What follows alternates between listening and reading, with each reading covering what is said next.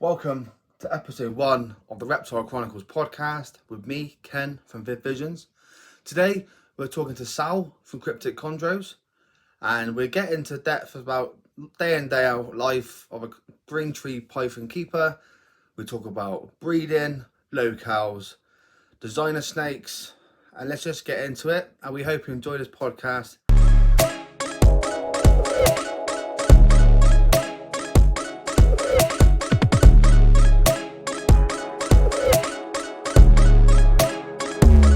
Hello, how are we doing? Not too bad, mate. How are you? No, good, yeah, brilliant. So for the listeners at home, could you please tell them what you do and who you are? Yeah, of course. So my name's Sal. I'm under the breeder page / name of Cryptic Chondros. I have a collection of green tree pythons, or chondros as some people call them, and I'm in to my season of breeding. So I've had a production, and now on another clutch, cooking currently in the incubator. So sounds really good, really exciting stuff. So yeah, got a series of questions. yeah, mate. Start from the top. So what was your first reptile? I would say, look, I started keeping. I would say reptile wise, I've always had pets in my life, so I've always been animal obsessed. My mum used to tell me when she used to take me as a kid to zoos or whatever, I'd be obsessed as a child, or I had to go into every pet shop where I walked past one and be trying to find animals. And I would say I grew up as a kid, very young, in the house. There was always fish. I come from a large family that love aquatics, so yeah, but I wouldn't say it was my pet. In the house, there was like an arowana, and I had like fire-belly toads.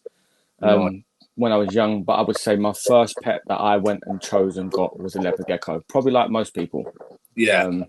But that was sorry. And that was like, I come from, my mum was very much don't like reptiles. If you get this leopard gecko, you are solely responsible for the care of it. So if you need to be out, you need to want to look after this if we're going to get you on. And that was when I was about 13. I remember about year 9. Year 9 is when it spiraled because of a friend that I met. Yeah, when the bug starts.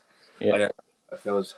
So like you said, leopard geckos. I didn't have any until last month, and now I have 3. Yeah, they're amazing. So they're all doing well. They was all cohabbed in one viv. But now they was all fine together, but I thought they deserved their own space, so they got 4-foot bibs now. So yeah. That's I done the same actually once. I used to keep. I had a 522, and it was a cohab, and it was like a really nice setup, naturalistic viv. This was years ago, and I had quite a large group in there. But then eventually, I separated them and kept them in probably smaller groups, or if not, on their own. Yeah, I think before you cohab a species, I think you should do a lot of research. Yeah, definitely. Because some people could see someone, let's say, anywhere in the world cohab something, but maybe they are been together since birth and not just bought from a pet shop and just stuck together. So, yeah. So my next question would be: if you could own any animal in the world, what would it be? Oh, probably a reptile or animal. Anything. Ooh. There's 2 for me. And I said any animal, but I'm gonna subdivide them. So I would probably go like a black panther. Yes. A large cat. They just intrigue me. I think they're majestic. I think they're absolutely beautiful. And I think reptile wise, I think the most common answer is probably going to be Komodo dragon for that one. Yeah. Which is a dream pet for all of us, But I would say second to that would probably be like a marine iguana. Yeah, I do love a marine iguana. Yeah, they're some special, majestic animals. Yeah, definitely. It's nuts how a lizard like that just spends its whole life just eating algae and swimming. Yeah, and the way they excrete the salt, it's just it's crazy. Yeah, it's nuts. Okay, so what made you choose chondros over any other snake? So I remember when I first got in. So backstory: when I was young, I done my work experience in a pet shop, and then that was at 13. Year 9, started to do work experience, and then started getting really interested in the reptiles. And the green trees, the chondros, were the pinnacle for me. Yeah. But at that age, they're not in budget. When I first saw one, I was just like, wow. And the rule for me as a kid growing up, my mum said you can have any reptile you want, no snakes. Right. So that draws you to snakes even more. 100%.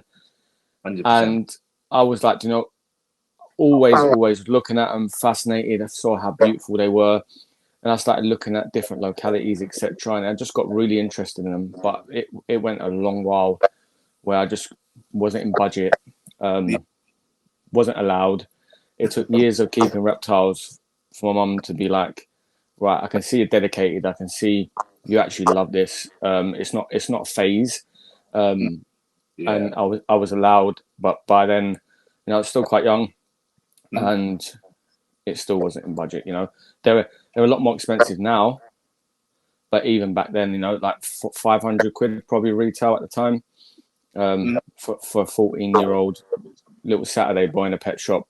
It's not in budget. But I just love the way they're so majestic, the coloration, the variation, and the way they just sit there so elegantly, and they're a showpiece.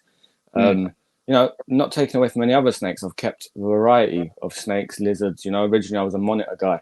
I had green tree monitors, and I would say they are my favorite lizard or monitor. So, but green trees I just think they're beautiful. I think anything green or blue in the animal kingdom is just majestic. Yeah. Like I went to Crocodiles of the World in December last month, and I seen 2 green trees. I don't know if you watched my recent video. Yep. Bang on. And there was a blue one, and I was like, wow. It was just ridiculously vibrant. Like the camera didn't do that justice, and it was a shame it was at the top of the Viv, because if it was sat in the middle, blowing the whole place. Yeah, you would have got a better shot of it. But it's exactly what you say. Like you record videos now, I record videos. The camera doesn't do it justice. I think, especially, I don't know what you use, but I use my phone when I do vlogs. But I've got my Canon, which I shoot my reels on. No, thank you, bro. I appreciate it. But the Canon does capture color to a different. The Canons are known for color anyway, so the quality of the color is way better. So I'm probably going to shift over to using that camera eventually for vlogs as well, because you just can't pick up the color of these animals on your phone. No, and especially they're behind glass at a zoo as well. There's just really buffers that color out, and it doesn't show the animal true. No, the representation is just not. So the representation of a green tree python, in my opinion, is stellar. One of one. I think if I have one snake, it'd probably be a chondro. But again, like you said, out of budget, and for most people anyway. So my next question is, how did you get to where you are today, in the world of chondros? I would say how I got to where I am now with reptiles was a long journey. It will go into chondros eventually, but started off collecting as a kid. Had beardies, bred beardies when I was young. I think I had my first clutch of beardies when I was like 14, 15. And that was, again, solely on my own, no help, watching videos and, on YouTube. And I was watching reptile videos and people like Brian Barczyk and, rest in peace. Yeah. I've been watching him since I was a kid, when he first probably started, and like his old school videos of him. Yeah, with him and Chewy, and like Chewy's pulling out Vivs and snakes are biting Chewy's face, and that's how I started, and it grew from like leopard geckos to beardies to frogs to monitors to eventually ball pythons and colubrids, and then the more the rarer species like the tree monitors, and I think at one point I had like 3 tegus, and it was they're another favorite of mine. I had 2 black and whites and a red, and it then got to a point where, so I used to be very close with a friend of mine. We used to do a lot together. We used to go snake shop every Sunday. That was our routine from before I even drove. Like, get on trains, travel far every Sunday, go to snake shops, and that was our thing. Unfortunately, he passed away. It's all right, bro. Thank you. And at that point, I got rid of everything, and I came out of the hobby, and I was like, yeah, no, I'm done. Then I gave myself probably about a year out, and then when I came back, I was like, you know what, I'm going to come back. This is after I finished my studies, done work, got a stable job, and I was like, I'm going to go back and I'm going to get everything that I really wanted and wasn't obtainable for me.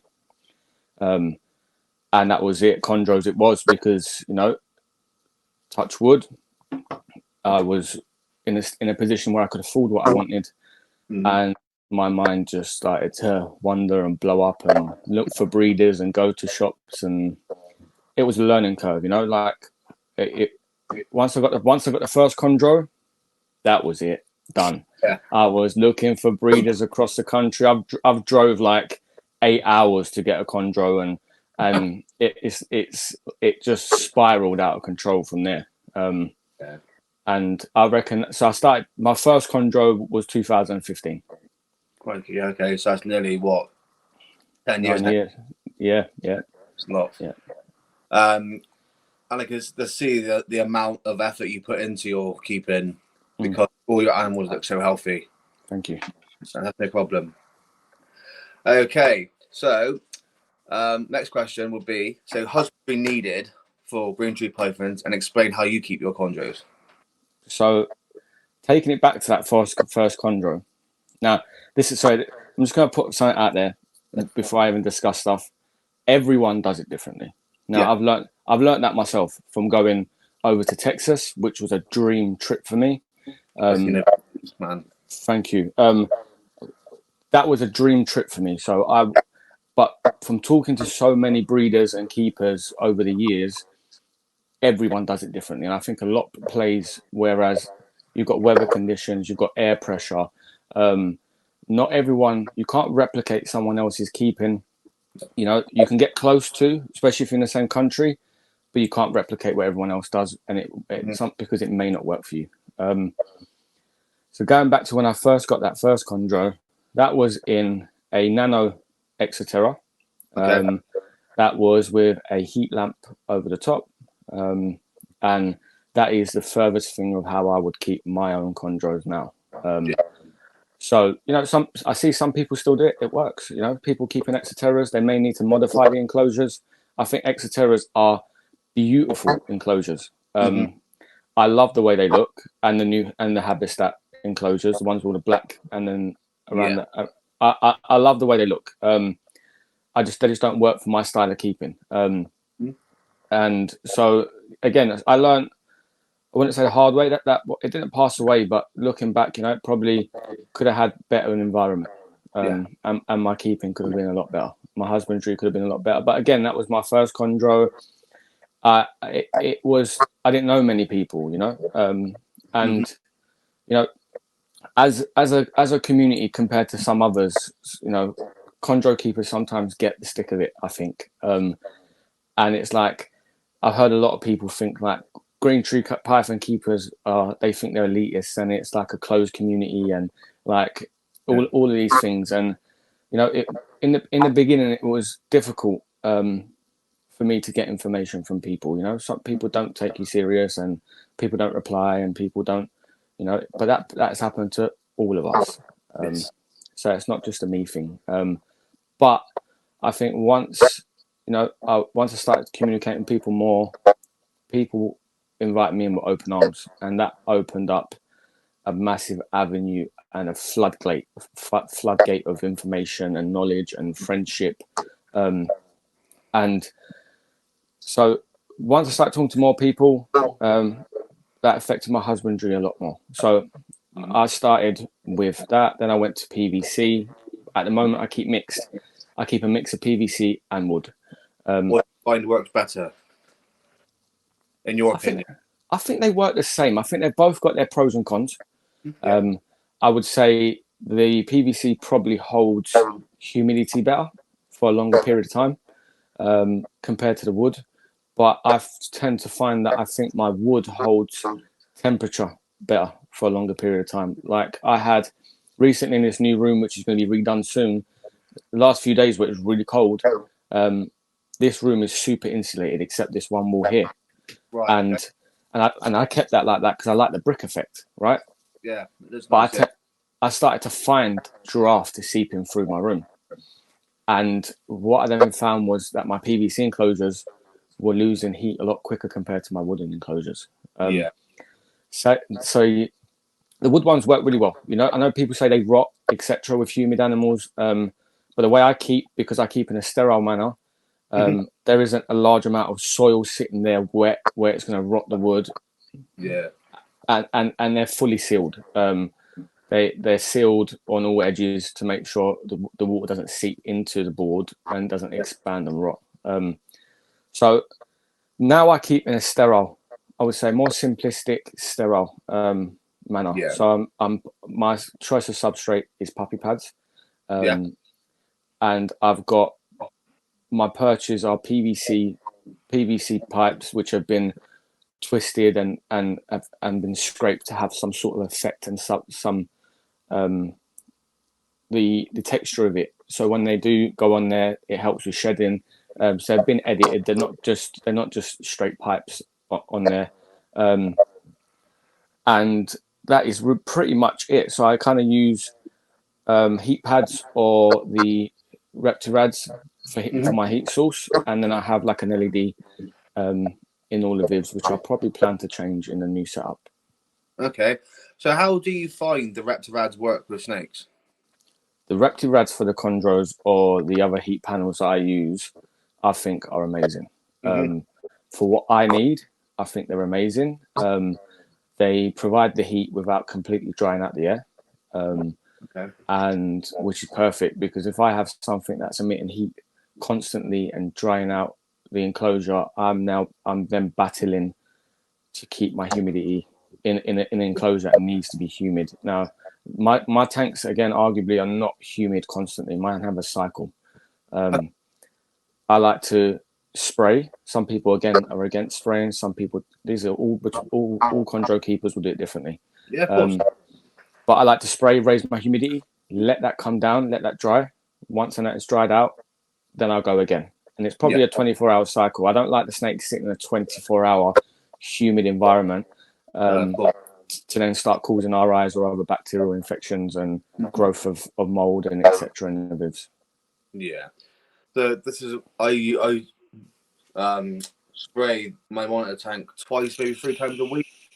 Heavily spray it like a minute, leave it, and then the humidity come up for a couple of days. Once the glass is out demisted, I'll go again. Keep it humid, but not too wet to the fact of the soil saturated. But yeah, sorry, it's just playing up a minute. So that leads me to my next question: bioactive or naturalistic setups, and explain why. Right, I've done both. I've done all three. The way I keep now, naturalistic and bio. When I see bioactive enclosures, I think they're absolutely beautiful. When people set them up and for things like dart frogs and other species, I think they're absolutely stunning. Personally, for my chondros, bioactive doesn't work.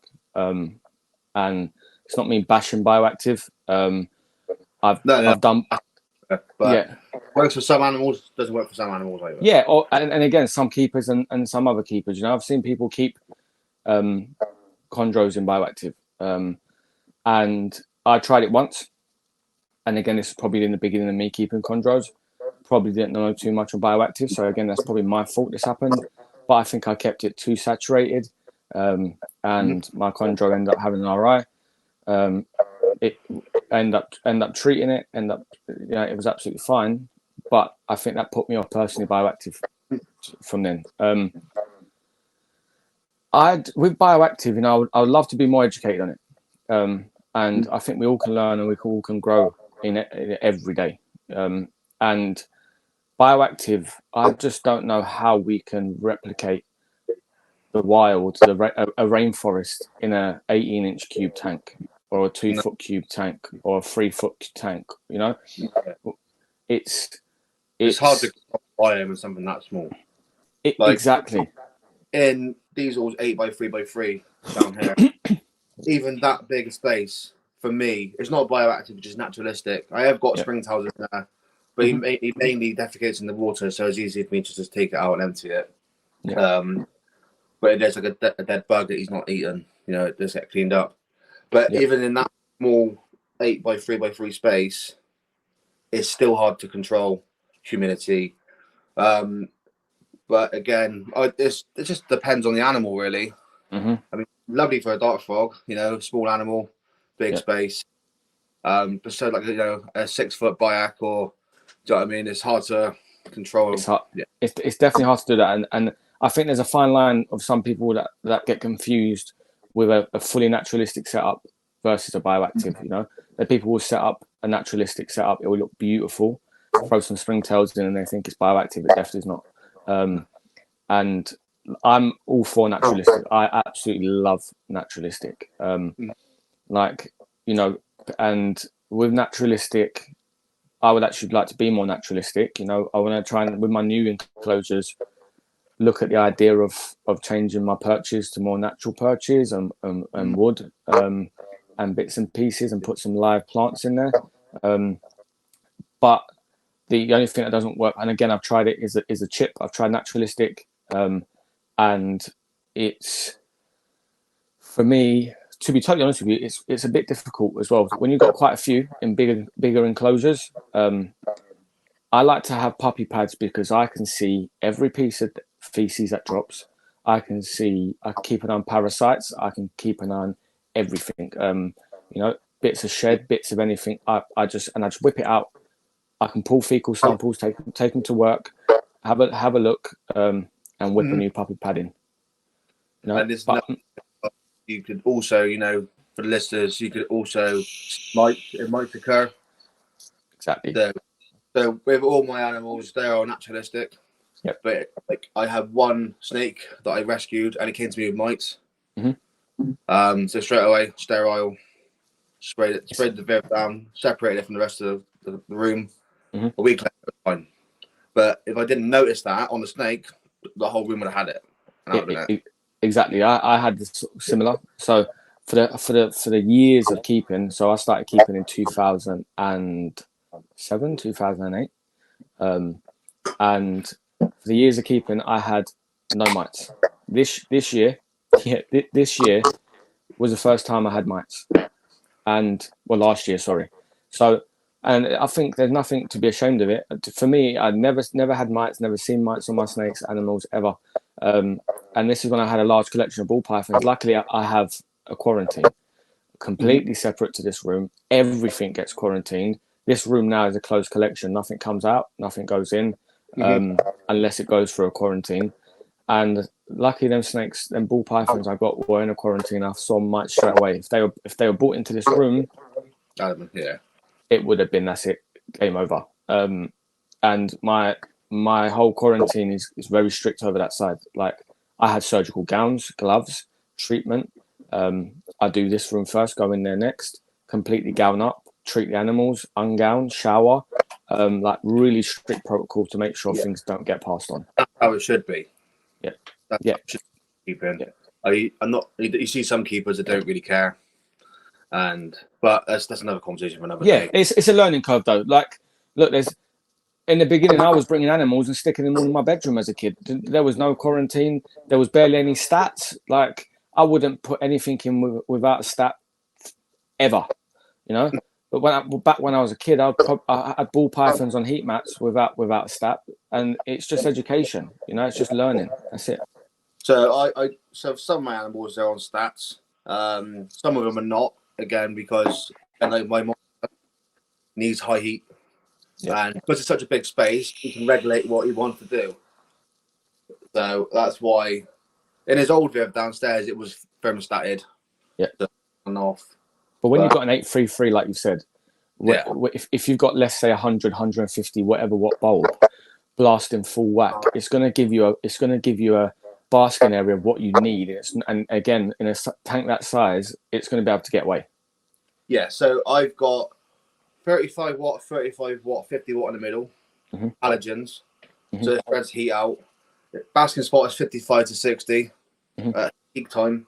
It's on luminized as well. So obviously the UVB LED comes down together at the same time. And I've noticed with luminized, it does help the animals. You know, it stays awake longer. It's not running to get away from the light in the evening. So when I first got him, it was a case of he was out for us from 7 till 2, and that'll be it. He'd be in bed.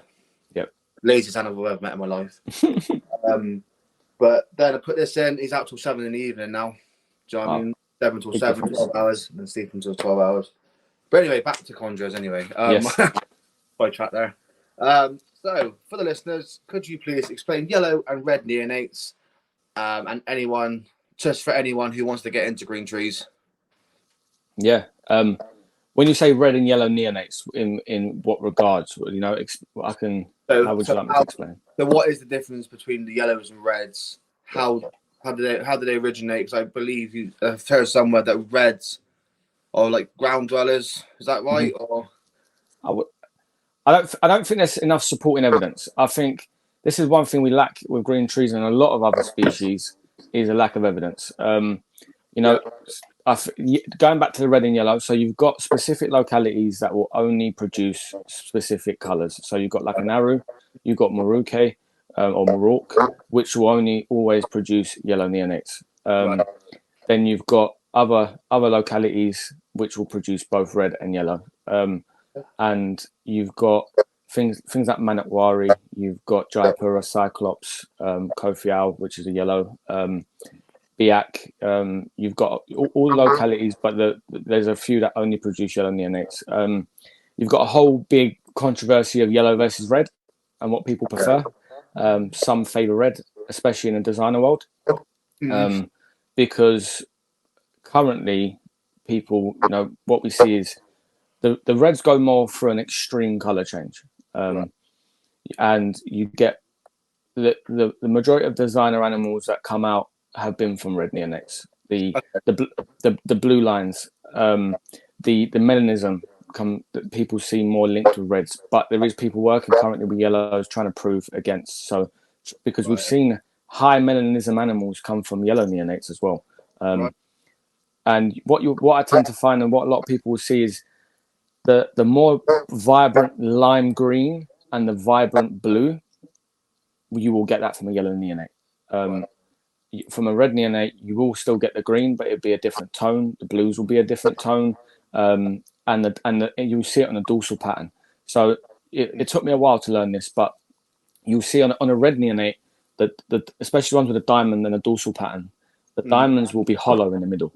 That will be filled with a yellow when they're younger, or sometimes not, but that will fade out, especially like a Manakwari, and they will be hollow diamonds, whereas the majority of yellow neonates will be a full bold dorsal line. Okay.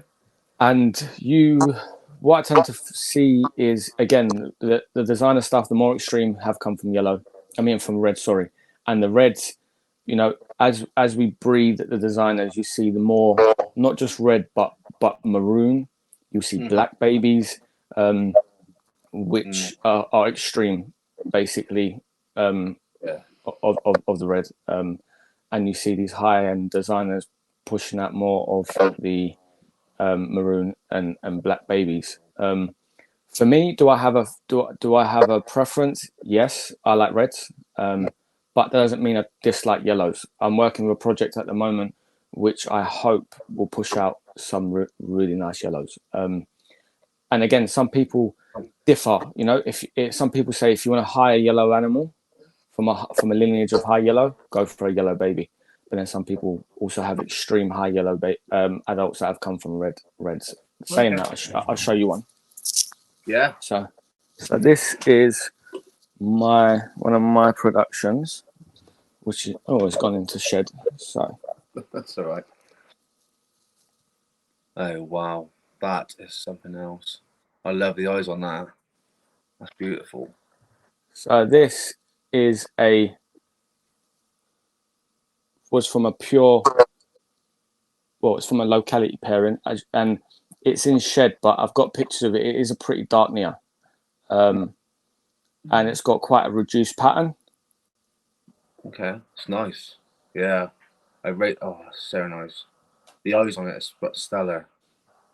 And that is from a locality cross. So that is from a Aru Maruke to a high yellow biak, wild caught female. So that one, well, yeah, definitely a keeper. Yeah.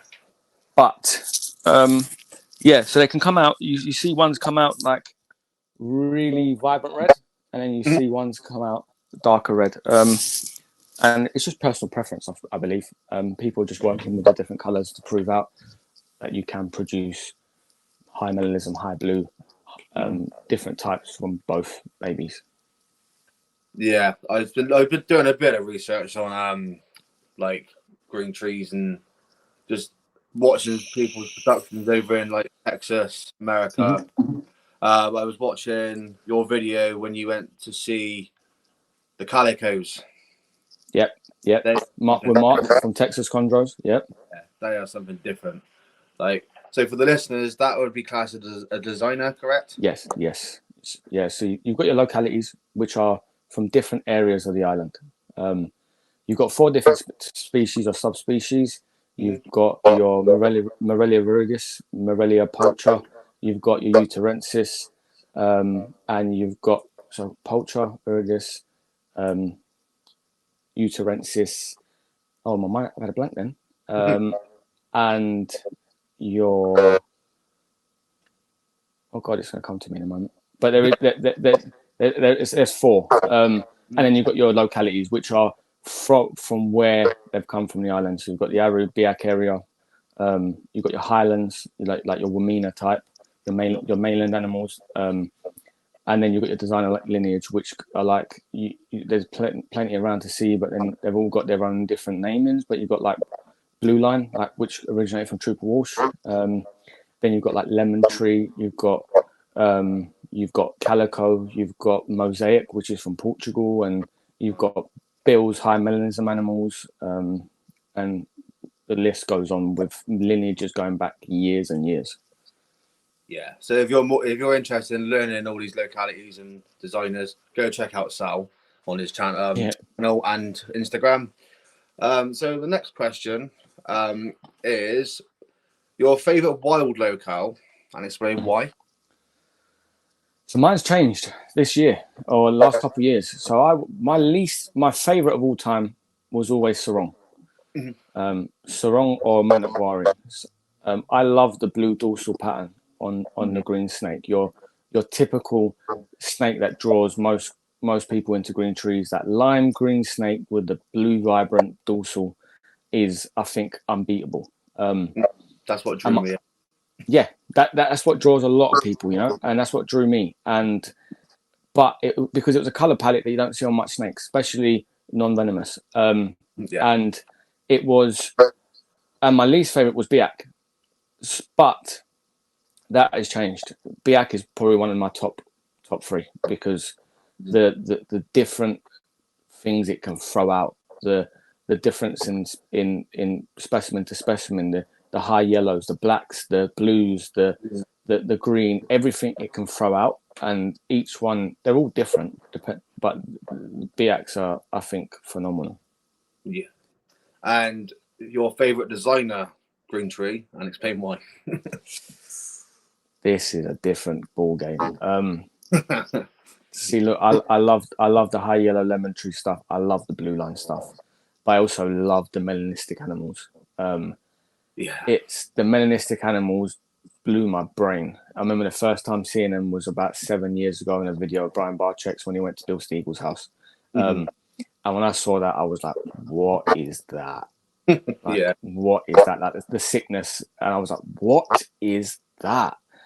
And for people who don't know the sicknesses, I'll chuck a photo in here, and you can see that. But the sickness is a one of one animal, phenomenal animal. And I also love Calico. The different, Calico started from back in the day from like the computer chondro it was named that because it had the pixelation of all different colors that you'd get on on a computer screen, and it's got the pixels of yellow, blue, green, black, and it's crazy. But for me, the one that I think what I would say top of the list for me is Mosaic. So that's by Pedro from Portugal, and that is his line. For me, that line, and that especially Mosaic the animal, which started the Mosaic line, that incorporates everything into one chondro. That has the black, the blue, it has the green, the yellow, the orange, it has the pixelation, and it's such a genetically powerful line that if you don't know about Mosaic, check Pedro out, have a look at it. I'm guarantee you the animals will blow your mind. This should be a long conversation, but yeah. So, can you explain to the listeners how you breed your green trees and explain the cooling process if anyone doesn't know? Yeah. So the breeding for me is a new thing. It's something I've been working towards, and this is my first/second season. I'd coming into second, and it's definitely still a learning curve for me. I can only share what I've known, what I've done, but I am led and guided by very experienced people, and I'm lucky enough to have a mentor like Malcolm from Fierce Worms UK. Malcolm, which is such a genuine bloke, down to earth, but so experienced. And he's a bit more on social media now, because I'm like, come on, Malcolm, you need to get on social media. Like, people need to see what you've done over the years. But the guy has produced so many clutches, some phenomenal designer and pure locality. I've seen some of those. Yeah, like he's an amazing guy. I'm lucky to have him. But yeah, so breeding chondros for me is new. But so this season I had a couple pairs go. Last season I had one pair go. It's been a learning curve. It's definitely a hard. That's why I look like Ben says, a permanent exhausted pigeon.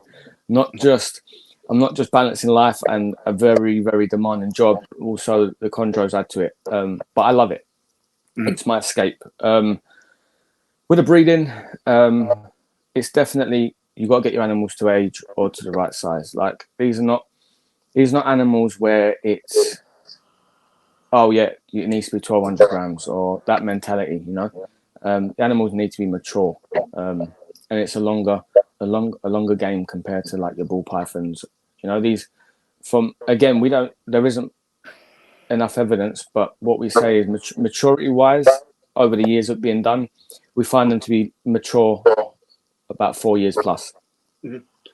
So it is a longer game. It's patience. Like, chondros have definitely humbled me and taught me patience. It's the same with all Moriella species, isn't it? Yeah, exactly. Game. Yeah. But yeah. Yeah. And so once my animals were to the right size, the right age, then I started thinking about pairing. Spoke to Malcolm, need to start calling. So I have a night drop all year round. That's something I do regardless. So they have a degree to 2 degree night drop all year round. My hotspot will sit at about 84 throughout the year, 84, 85, and then they drop by 2 degrees. So and then that's all year round. Once we get to breeding season, some people go in the spring, some people go in the fall. I had a spring clutch, and now I've got an autumn clutch. So I started pairing in September. But before to this, I started dropping temperatures. So it would go as low as low 70s at night, but with increments. And then once I was ready, started pairing. Then you'll see hopefully a lock if your male is ready and mature enough, and if your female is receptive. You'll go through the follicular growth, and then once they've had enough locks, they usually then go off food, which then is with ovulation, and then you have to wait for your prelay, and then they lay. So it's definitely taught me patience, definitely, and cameras have helped. Technology have helped me, again, I'm out of this room a lot of the day. So the cameras have helped me at night and through the day, keeping an eye on my animals, looking out for locks, looking out for ovulations. You know, like I guess it's very easy to miss. The calling, it's been a big learning curve for me. You know, the last clutch I had 13 eggs and only 3 were good. So I had a large number of slugs and I had a couple boob eggs that were infertile, and then we incubate them anyway. And the incubation it's difficult. Even the ones that are incubating and cooking at the moment, I think this clutch is going to give me a lot more challenges than the last clutch. The last clutch, you know, it went pretty smooth, to be honest with you. You know, touch wood. But this clutch, I think it's going to be a lot more difficult. Just controlling, and you've got to be prepped for mold and for dimpling of eggs and temperature, and you've got to really have an incubator that is set up and dialed in perfectly. Yeah. So, on your opinion, then, while on the subject of incubators, what would you suggest for an incubator? Like, I've seen the Willbank stuff. We use polyethylene boxes. I know best, but what would you suggest to someone who can't maybe afford a Willbank? But what would you suggest? I think the Willbank ones are phenomenal. I agree. I've seen them in person. I've been at they had the whole range at the NLBC that I went to. I've got it on the YouTube video if anyone wants to see it. They're phenomenal. He talks us through everything that they're built with, and probably something I think next season probably get one. But I have a wine cooler because I think the smaller retail ones I wouldn't trust for my chondro eggs personally. I would probably do them for my ball pythons, but I think the temperatures fluctuate too much from testing, and they're just not as trusted for me. So I have a double door wine cooler, which has a false wall built into it. Behind the false wall, there is heat and source heat cabling, but on either end, so I have an outlet and an inlet. So I've got a fan that is an outlet and an inlet, and then on the opposite side. So if I've got, I'll try and do this on camera, like that. So I've got a fan here and a fan here, so opposite sides, and then that way inlet and then inlet they're here. So it's a constant steady inlet and outlet of the right temperature and the amount of air. So, and what I tend to find is by testing with thermometers, my incubation temperatures and my incubator does not budge. Once it gets to the temperature, it just sits, doesn't overheat, doesn't get cold. I don't get dips. The only dips that I really get are when I open the door. Okay, that's a great description, really. Thank you very much. So next question. I've got 5 questions left, and we've got 15 minutes, so I'm going to try and whiz as quick as I can. Yes, sorry, yeah. That's all right. That's fine. Breeding. Is there any planned parents in the near future that you think will catch the eyes of others? Yes, I've got the lemon tree calico babies. Well, now yearlings, sub-adults growing. I've got so. Oh wow! Look at that. So this is a lemon tree calico cross Vinsky. It's got the pixelation, and you can't really catch it right, but it's got the blue, the yellow, the white. That's so, man. I've got a 1.2 trio of them, eventually to be paired. I've got a 1.1 of blue line Vinsky babies, or that size really, growing up to be paired. I've got the Glasser Waminas, Glasser German line. They're growing on, and he's actually the sire of my clutch. The female wasn't ready, but he was. So he sired the clutch in my incubator now. And I've got a few other bits ongoing. We'll just keep it at that then, yeah. Yeah, I've got some. Sorry, I'm just off the camera, but I'm just putting the snake back. But yeah, I've got a few bits lined up, a few bits growing on. So yeah, a few bits to be paired up. Probably go for another few clutches this year if I can, and working closely with Malcolm to see what we can do together. And again, it's quality over quantity. 100%. I want to be able to produce what I like and the quality of what I like, and not masses. And I'm not here to produce hundreds of green trees a year. I just want to produce what I like, and that's it. Of course. So next question for your, any age of chondros. So what do you vary your diets as? Do you vary diets, or do you just stick to one feeder? My adults are all rats. Yep. So there is a lot of, some people like all mice, ASFs, rats. Sometimes I mix it up. I think once they get to an adult size, especially like my Biak girl, wild caught, easily 6 foot, big girl, an extra large jumbo mouse ain't going to do nothing. I don't want to sit there feeding 4 or 5 back to back, or however many it would take to fill a hole. So they get rats. They all start on mice. The one behind me actually started on chicken gizzards, because that was the easiest way for me to get it feeding. Because that is a different conversation, and if we were talking feeding trials, we'd be here for an hour easily. Yeah. But yeah, I start with mice, and then once they get to like rat size, they go on to rats. Okay, sweet. Okay, so your opinion on wild caught versus captive bred? Yes. Oh God. Okay. I want to start off by saying I love wild caught animals. Okay. I think wild caught animals are key to anyone's breeding program. Fresh bred. Always, exactly that. And you get some phenomenal wild caught stuff. Only thing I would say is I would always choose captive bred over wild caught, especially for someone coming into the hobby. Now, this is not me bashing pet shops or wild caught places or people that like. I've got wild caught stuff here that I've had for ages that I've quarantined and done right. But wild caught stuff, I personally think you need to know what you need to be ready for it. You need to know what you're looking out for. I know I can read all my animals' behavior one by one. They could perch differently, and I know there's something wrong. And that took me years to learn that skill. And wild caught, I love it. I will get some more in the future. I just don't think it's for a new keeper. I think it can come with too many risks, internal, external parasites, things that a new chondro keeper may not know how to identify or to treat. And it also comes with vet bills. I've spent a lot of money on vet bills. Touch wood, because of my occupation, things get done and it's easily accessible for me.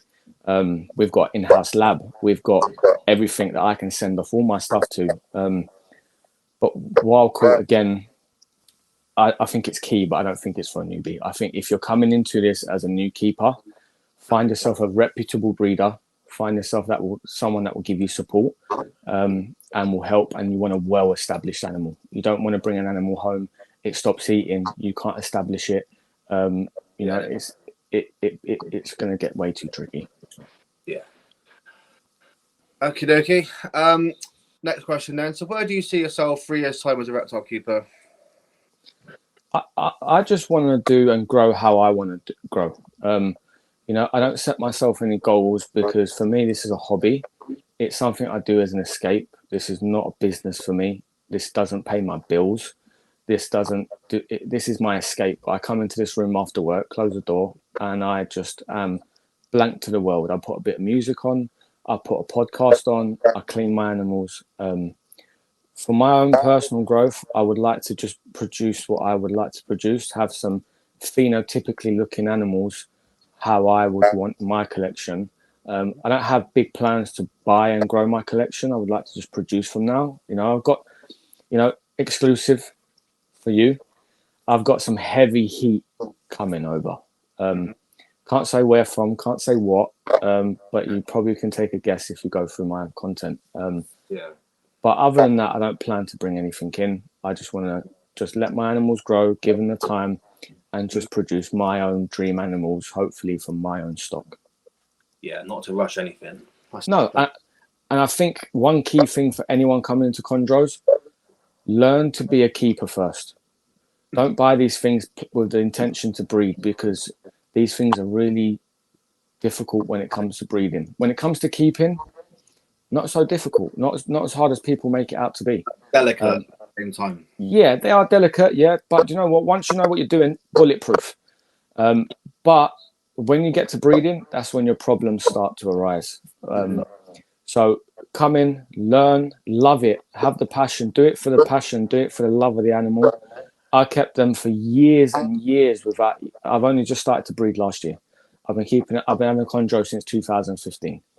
You know, it was never a rush for me to be like, I'm getting these to breed. Like, it was never that. So just don't rush. Yeah, and then last question. If you could give anyone advice, what would it be? Again, be patient. Mm-hmm. Listen to people that are trying to help.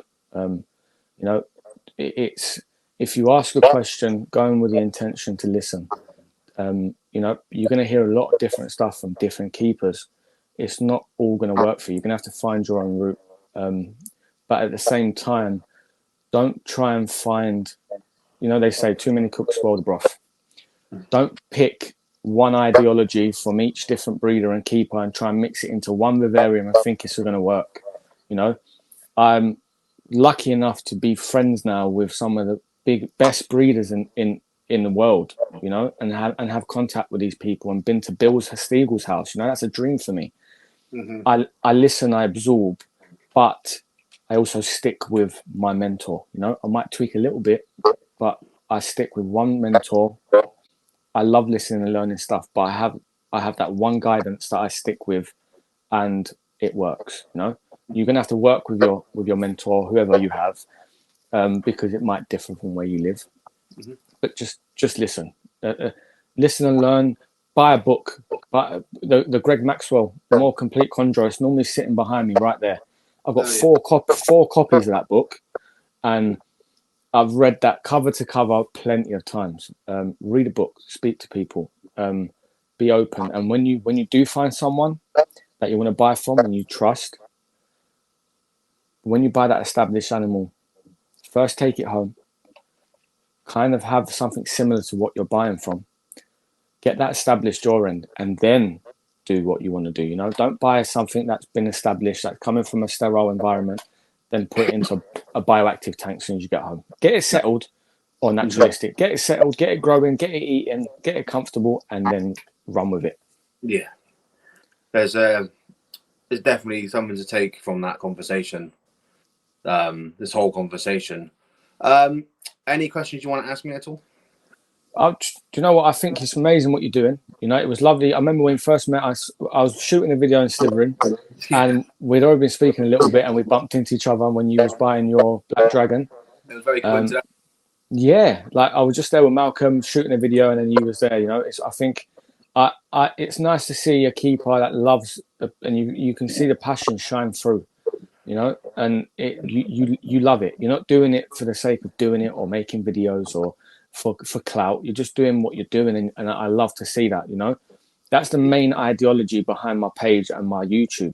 I'm not out shooting content constantly for the sake of shooting content. I'm just shooting videos and taking people along for the journey. Just shooting things. Just shooting things that I love. You know. Yeah. And this is what I'm doing. Like, I'll get a video every Tuesday, but because I'm doing something all the time in this room, so as I post a reel every day, it's because I'm in here every day. When I'm not working, I'm in there for at least 4 hours a day, making sure everything's watered, fed. You know, make sure everything's like the bioactive stuff here, like the frog underneath you, the resty is all sprayed down to the right times. The community's been fed. It's a lot of work. Yeah. And I've been keeping reptiles for about 16 years now. So. I do have a question for you. I know you like chondros. I don't know how much you looked into them, but I think I know the answer to this. A, would you like a chondro in your collection? Yes. And B, would you want a locality or a designer, or is there anything you have your eye on that you like the look of anyway? Just phenotype, you know? So if I wanted something in my collection, it'd be something unusual. I'd probably go for the Calico Vinsky line. Yeah. Or maybe if I can get hold of a mosaic, that's far in the sky, I know, but cool. Yeah. but nothing's never possible.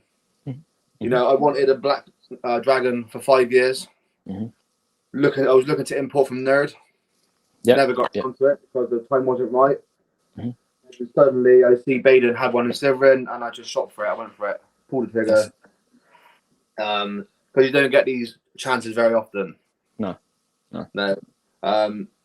And again, working with this animal, I work every day for an hour, every day. Yeah. You can see it as well. You can see that from your how much interaction and how you've been doing with the taming process, and seeing the videos is amazing. Yeah. Right then. So we're gonna end it here. Thank you for coming on, Sal.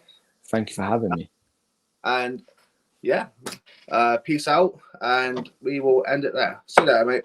See you later, mate. Thank you. And that is episode 1 of the Reptile Chronicles podcast. Thank you for tuning in today. We hope you enjoyed it.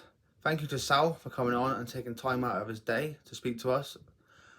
And if you did like this podcast, please consider leaving a like, a comment, and subscribing to our channel for future podcasts and future uploads. See you later. Peace out. See you on the next one.